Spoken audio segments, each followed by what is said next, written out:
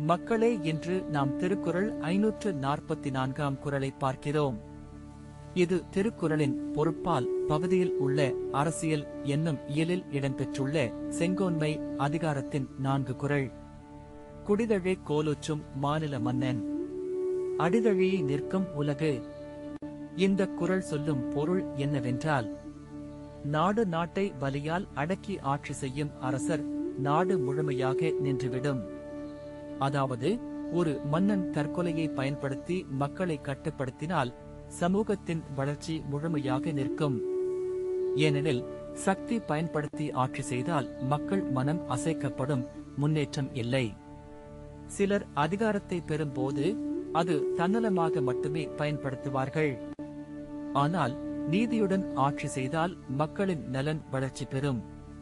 திருவள்ளுவர் இந்த குறளை எழுதுவதன் நோக்கம் ஒழுக்கமுள்ள தலைவரின் முக்கியத்துவத்தை அழுத்தமாக எடுத்துக் காட்டுவதாகும்.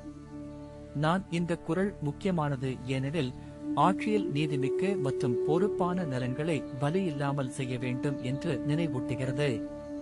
இன்றைய வாழ்க்கையில் இந்த குறளை நாம் பின்பற்றினால், இன்றைய வாழ்க்கையில் அதிகாரம் அதிகப்படுத்தும் அரசுகள் அல்லது தலைவர்கள் மக்களின் உரிமைகளை புறக்கணிக்கும் போது நாடு வளர்ச்சி பாதையில் இருந்து அவிழ்கிறது.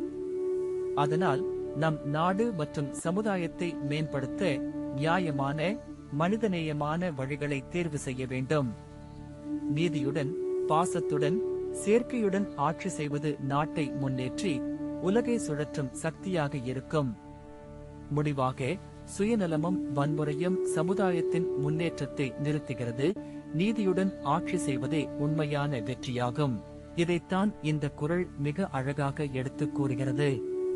குடிதழே கோலொச்சும் மாநில மன்னன், அடிதழி நிற்கும் உலகு. அடுத்த குறளில் மீண்டும் சந்திப்போம்.